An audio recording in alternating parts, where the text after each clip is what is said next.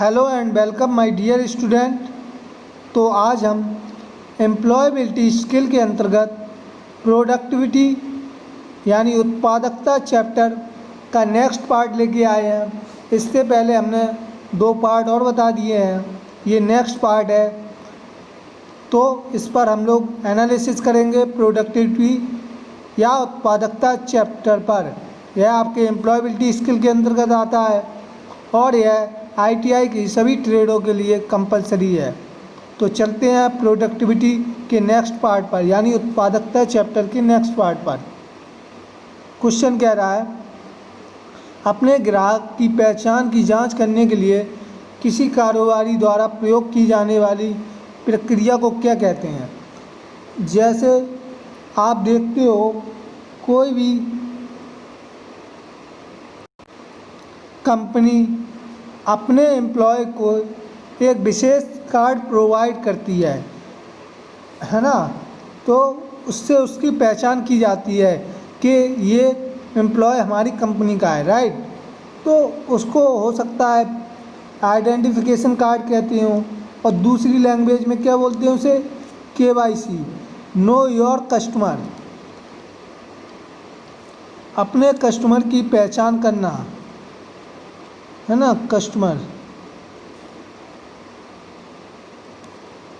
तो no your customer, अपने customer को जानना, तो वो KYC के थ्रू जानते हैं कि ये हमारा कस्टमर है, राइट। तो B is right answer. Next कह रहा है, उत्पादकता से अभिप्राय है। तो उत्पादकता से अभिप्राय क्या है हमारा। उत्पादकता की बात करें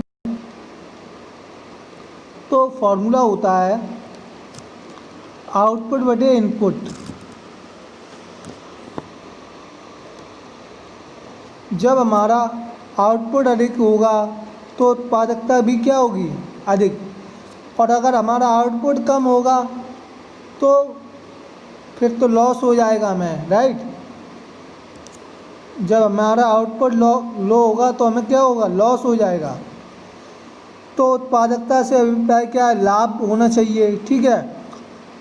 उत्पादन में वृद्धि होनी चाहिए, मानवीय श्रम की कार्यकुशलता। जब आउटपुट अच्छा होगा, राइट, अधिक होगा, तो उत्पादकता अधिक होगी और मानवीय श्रम की कुशलता भी ज़रूरत पड़ेगी हमें, क्योंकि हमारा प्रोडक्ट ज़्यादा चलेगा और उस टाइम हमें जो भी मानवीय श्रम है वो अधिक लगाना पड़ेगा, राइट। यानी उपरोक्त सभी, यानी डी इज राइट। नेक्स्ट,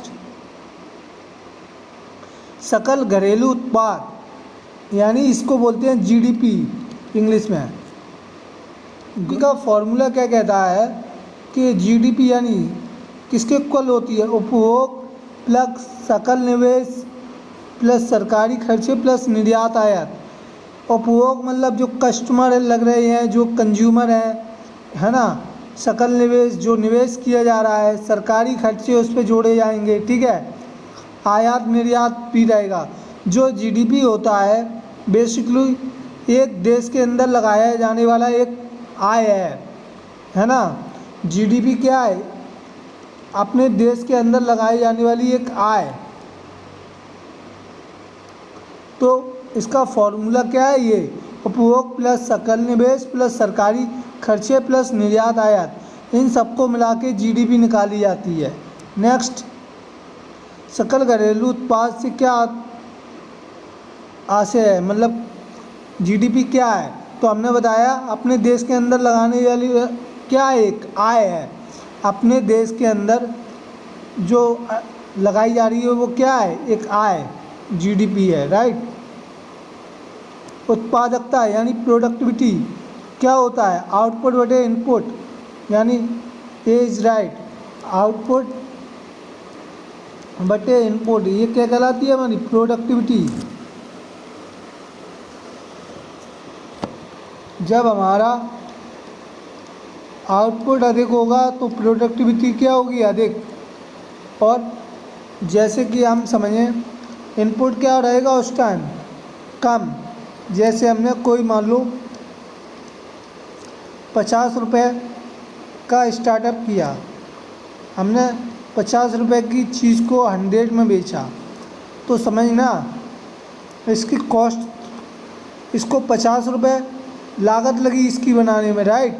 और हमने बेचा कितने का उसे, ₹100 का, तो हमें प्रॉफिट क्या होगा, 50 का। तो हमारा आउटपुट क्या हुआ, प्रॉफिट हुआ, राइट। जो जब प्रॉफिट होता है तो प्रोडक्टिविटी भी क्या होती है, उच्च, है ना, उसकी डिमांड बढ़ती है। नेक्स्ट, उत्पादकता यानी प्रोडक्टिविटी को प्रभावित करने वाले कारक, तो दक्षता, एफिशिएंसी भी इफेक्ट डाल सकती है, पर्यावरण, प्रोत्साहन, तीनों यानी उपरोक्त सभी। नेक्स्ट, निम्न उत्पादकता के कारण निम्न में से हो सकता है। अगर कम उत्पादक हो रहा है तो काम की सुरक्षा, है ना, राजनीतिक स्थिरता, प्रति व्यक्ति जीडीपी में कमी, यानी जब उत्पादन कम हो रहा है तो जीडीपी में कमी आ रही है, सीधी सी बात, ठीक है। नेक्स्ट, ऑटोमेशन से क्या लाभ है। आजकल देख रहे होगे आप, ऑटोमेशन आ रहे हैं। ऑटोमेशन से मतलब क्या है, कोई भी वर्क है वो तेज़ी से होगा, उसमें पूरा उसका प्रोसेस रहेगा।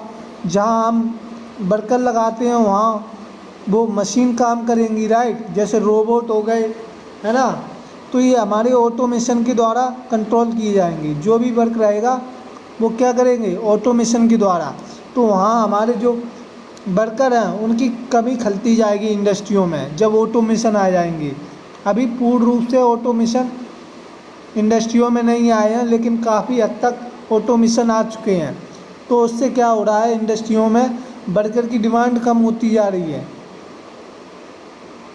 तो ऑपरेशन के समय में कमी, तो ये ठीक है। नेक्स्ट, बैंक एटीएम कार्ड द्वारा सहायक सेवा प्रदान किया जाता है। तो एटीएम का पूर्ण रूप क्या होता है, ऑटोमेटिक टेलर मशीन, है ना। तो यही प्रदान किया जाता है, ऑटोमेटिक टेलर मशीन। नेक्स्ट, यदि बारबाडोस की जीडीपी 260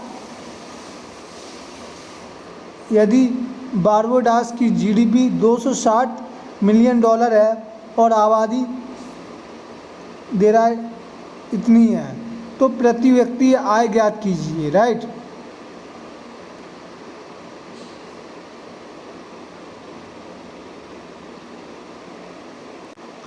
तो आबादी कितनी है, 2,60,000, राइट, 2,60,000 है आबादी। अब ये 2,60,000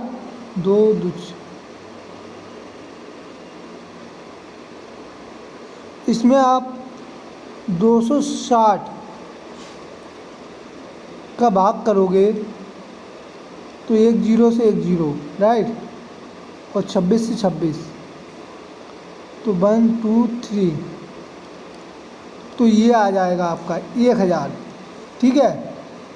तो प्रति व्यक्ति आय क्या होगी आपकी, 1,000। आप क्या करोगे, जो टोटल आबादी होगी उसमें जीडीपी का भाग देना है, $260 मिलियन वाली, राइट। तो आपकी प्रति व्यक्ति आय आ जाएगी। औद्योगिक संस्थानों में यदि इनपुट घटता है तो आउटपुट समान रहता है। इस स्थिति में उत्पादकता पर क्या असर पड़ेगा। जब इनपुट घटता है आउटपुट समान रहता है, तो ऐसी स्थिति में उत्पादकता पर क्या असर पड़ेगा। तो इससे क्या होगी, उत्पादकता हमारी, जैसे उत्पादकता समझना इस फॉर्मूले से, आउटपुट अपॉन इनपुट। जब इनपुट घट रहा है तो उत्पादकता क्या होगी हमारी, बढ़ेगी, और आउटपुट भी क्या होगा, बढ़ेगा, क्योंकि ये इन्वर्सली प्रोपोर्शनल है। तो आपका क्या होगा इसमें, सी इज़ राइट आंसर। नेक्स्ट, उत्पादक की दर को निम्न में से किस सूत्र द्वारा यानी उत्पादक यानी प्रोडक्टिविटी अभी बताया आउटपुट अपॉन इनपुट राइट। जब इनपुट कम होगा तो उत्पादन अधिक होगा राइट, और प्रॉफिट भी होगा यानी आउटपुट अच्छा मिलेगा हमें।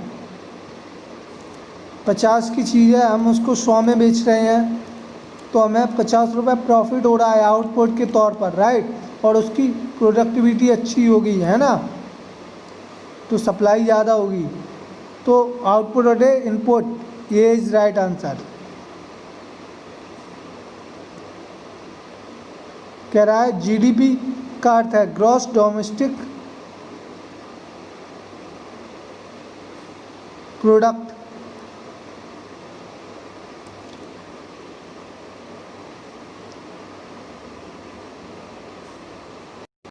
Next KYC know your customer B is right.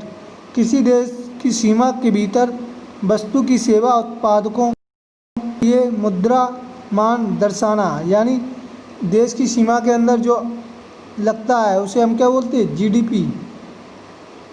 देश की सीमा के अंदर जो आय लगती है उसे क्या बोलते हैं, जीडीपी।